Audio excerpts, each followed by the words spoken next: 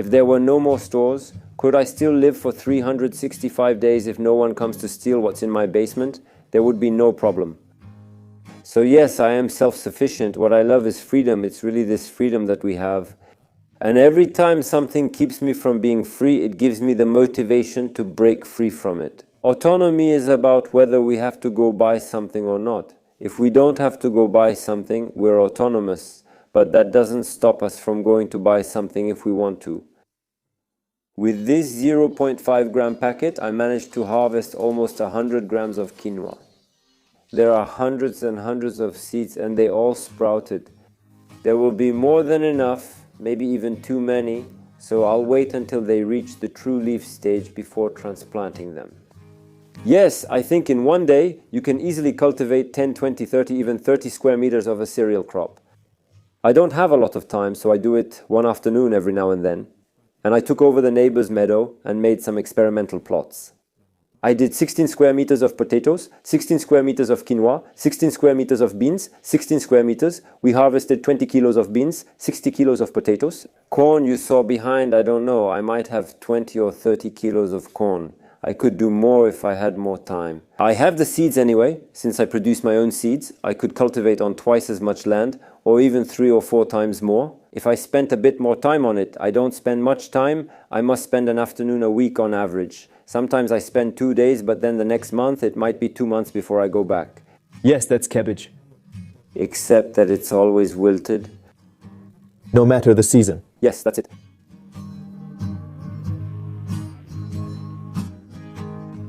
Rising interest in self-sufficiency comes from its potential to make us more resilient during future crises. You organize your self-sufficiency not just in terms of food, but also in terms of energy. So, are you self-sufficient in energy? Well, not quite. I'm working on it. I think what's interesting is to measure, to observe, to get informed. The indicators in the house, I don't know if you noticed, there are lots of little indicators. Am I consuming in real time or am I consuming cumulatively? I regularly check the water and electricity meters to see where I stand. I don't forbid myself from consuming more, but I just tell myself, we've used almost only rainwater and not much city water, or the opposite for certain things. And that's something I like, seeing where I stand. So, how much rainwater do you have stored per month and how much do you use? The tank is 3,700 liters, so every time it rains enough, it will fill up to the top. And I on average use 2,900 per month, but it's going to fall into this tank here. 60 cubic meters per year, so 6 cubic meters per month on average, 6 cubic meters of water fall in there, and I use 2.9. You have 2 solar panels that cost you what? How much each? 150.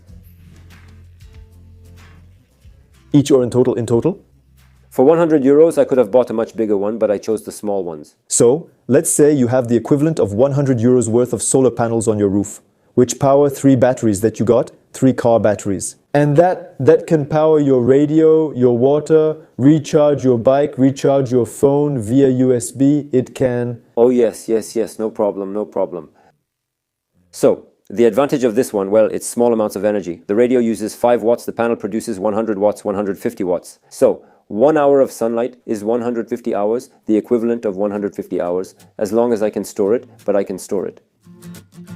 Self-sufficiency isn't complicated. You strike a match with a piece of wood and style your hair in front of a stove, and it's like a hairdryer. Maybe it takes 10 minutes longer. And that time, nowadays in our society, I'm sure of it, more and more we take less and less time.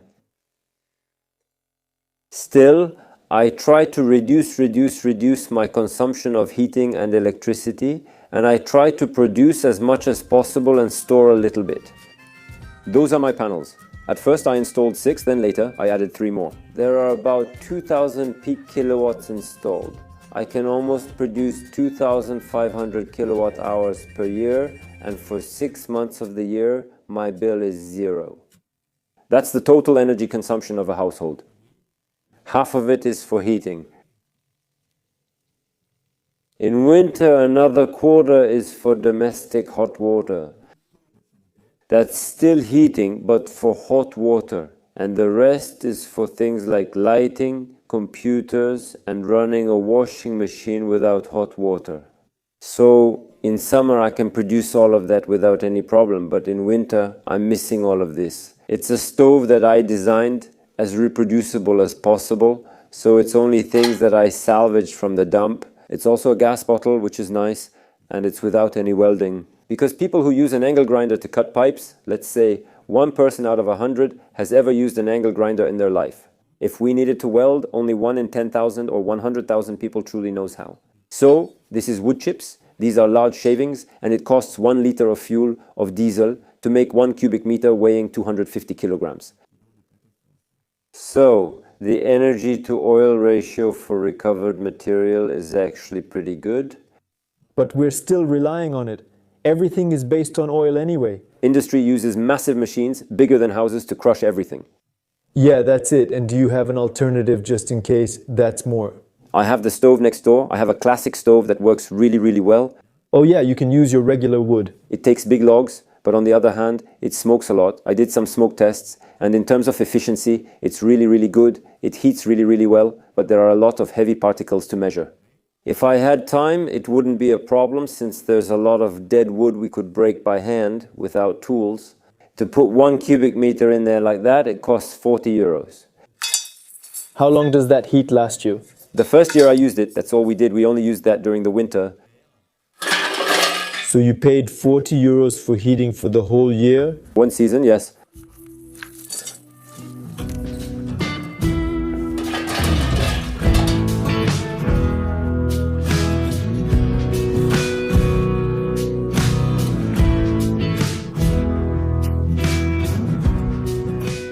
What I find interesting about you, your project, all that, is that you're not just thinking about self-sufficiency for yourself, so that you can manage to survive the collapse. You do that, but you try to share it as much as possible, especially through your YouTube channel, Barnabé Chaillot. Why is that? You wanted to create this YouTube channel, and what is your goal with it? So at first I didn't create it thinking I would become well known. It's just that I had built a vertical axis wind turbine on my house. And when I saw that there was no wind and it wouldn't work, I wanted to take it down, to destroy it. And a friend of mine told me, if you want, we can make a video. Because your approach remains interesting with all these trials and errors and finally realizing it won't work. So I thought maybe there's some potential in the video and in the energy that drives me. Because I know very well that we're all of us very dependent on energy. What I want is to show that it's possible and in a way to create a bit of a dream. I do it, I'm happy, I show it, and people say to themselves, wow, he did it, why wouldn't I do it too? And you say that you sell dreams on your channel, but what I find interesting is that you don't just sell dreams. You also show the moments when you fail, and why do you leave all those moments when you make mistakes, when things don't work out? Why? It's a story actually, that's how the channel started. I tell the story of what I do, so the story goes through. I find it interesting to discuss reflection, failure, and bouncing back to move forward. Those first watts that I can't recover, which are absorbed by this motor, mean that this wind turbine only starts at wind speeds of 5 meters per second. Winds at 5 meters per second are rare where I live. That's a drawback, which was still a deal breaker. And then there's a second problem as well. You can hear the noise from the upper segment. It resonates, it creates a kind of resonance that's unbearable. At the time, I didn't know how I was going to find an alternator. I couldn't make one, I couldn't buy one. I was really desperate. When I see failure, it just helps me understand that this isn't the right solution. It's not a failure, it's a great technological breakthrough. I understood that it didn't work. It's not a failure, it's a success, it's an understanding. That's it. You also created an association energy, otherwise yes. What is the goal? What is the difference in goals between the YouTube channel and this association? The YouTube channel scripts stories, and in scripting there are things you can't include, technical things that would make the video heavier. It's difficult to make something technical for a wide audience. If someone sees it and wants to reproduce it, there needs to be enough technical detail. So I used the blog for that.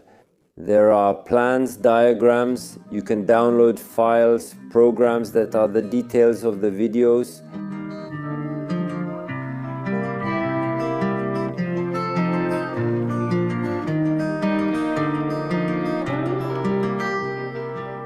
What's your relationship with oil? I see you have solar panels everywhere, and in your tutorials, you often use them. For example, on Cdiscount, so things that come from China, from the other side of the world with oil. In the end, it feels like your self-sufficiency only works because there's oil that allows you to buy lots of things on Cdiscount that you wouldn't be able to build without. So, how do you respond to people who might criticize you for that? Agreed. Me, Barnabé, I'm seeking self-sufficiency, but the character, you know, the avatar from the videos, is constantly searching for self-sufficiency. And for that, there's quite a bit of technical skill involved. I need to rack my brain. Can I use a tool that's not very expensive? So what interests me is reproducibility for everyone.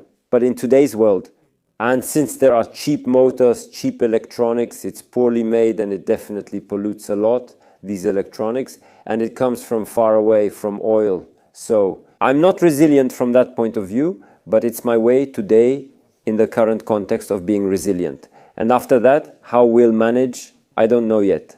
What I want is to be resilient day by day with what surrounds us. And our waste disposal sites will be the mines of tomorrow.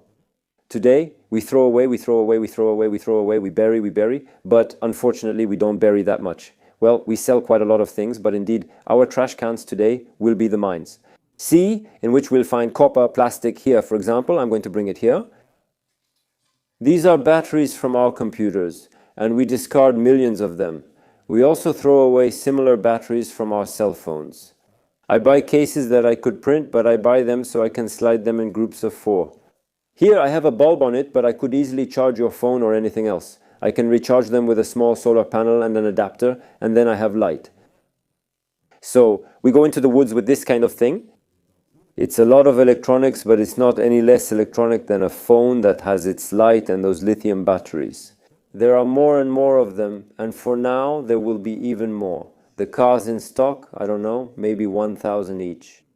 And then, when electric car batteries are used up, they no longer have enough range to go more than 100 kilometers, so they set them aside. But he has warehouses full of them. So, does having this in our trash make me less self-sufficient? Is that it? Do I need to buy more? So I need to buy this. But at the same time, is it reliable or not? I wouldn't be able to remake it. Not this, not that, nothing. I wouldn't be able to remake anything. But it becomes available even in our trash, and that's how I'm self-sufficient. Aluminum, I will never make aluminum, but there are so many aluminum rims. I think that even if society collapsed tomorrow, there would still be enough aluminum for another 1,000 years of use.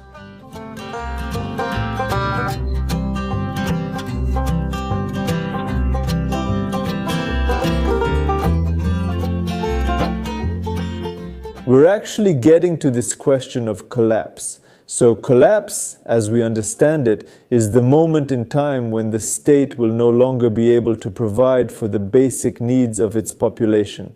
So specifically in terms of food, energy, and shelter, those are always the 3 points we study when it comes to self-sufficiency.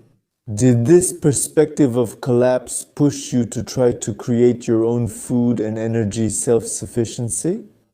No, actually, at first I just wanted more freedom, more resilience, but resilience for pleasure, to not depend on something. But it's not at all with the idea of a collapse in mind. This notion of collapse is a driver, it's a driver for reflection, it's a driver to raise awareness, and I find that very interesting. If I'm looking to be resilient and I team up with someone who's a collapsologist, and together we do something that will allow us to move forward over time without worrying. Whether there's oil or not, whether there's a government to help us or not, well, at some point the government won't even matter anymore. Whether it's there or not, it won't change anything. And so this new organization could, in theory it might sound pretentious, but that's not how I see it. To be a role model, and that's what sometimes I tell myself, if I'm a role model in some way, well, it can make a difference. It's easier to follow an example than to convince someone that what they're doing isn't right. And I think that's a reason that appeals to me. It's a role that I really like as an influencer, because that's what I'm becoming, whether I want to or not. And at the same time, with a lot of effort, it's about influencing people in the way they think.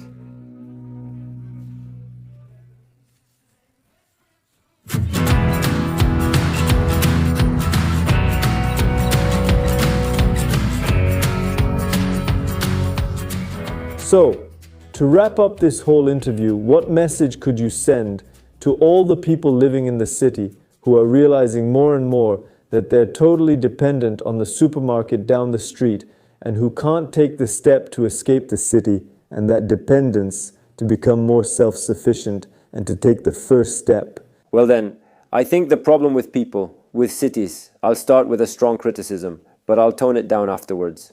I want to say they're disconnected from reality because they have everything grown far away, very far away, and they don't even necessarily know who does what or when. Thanks to the A maps, they've reconnected. But I want to say, not only should we not just go on Friday afternoon, go to the collection point, pick up your basket and realize it's just cabbage. People should be able to take the time, at least one weekend a month, or even more, to take their time, go to the gardens, to the market gardeners, 10 or 15 kilometers away. Or we could go together, help out, meet the farmer and say, no, I don't like those carrots. Are there any smaller, sweeter ones? Or maybe some mischievous squashes to get involved. It's time with nature, we reconnect, that's the first point. The second point, that's about food. People in the city, when they're disconnected, it's because if they have central heating and you ask them, how much energy did you use to heat yourself yesterday? Even if they wanted to, they couldn't know, they'd have to go see the building manager. We need to put indicators everywhere. You need to ask for an individual meter and have an idea of what you've consumed and how much it cost. I'm asking the question, but it's a trick. If you put a 1 kilowatt heater in your home, how much will it cost you after a day? But nobody knows.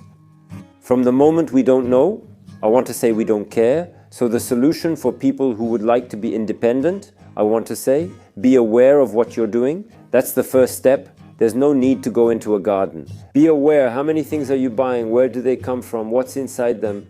And already, that's the biggest part of the work. Because after that, once we know how much we consume, where the products come from, and what's inside them, we have to change.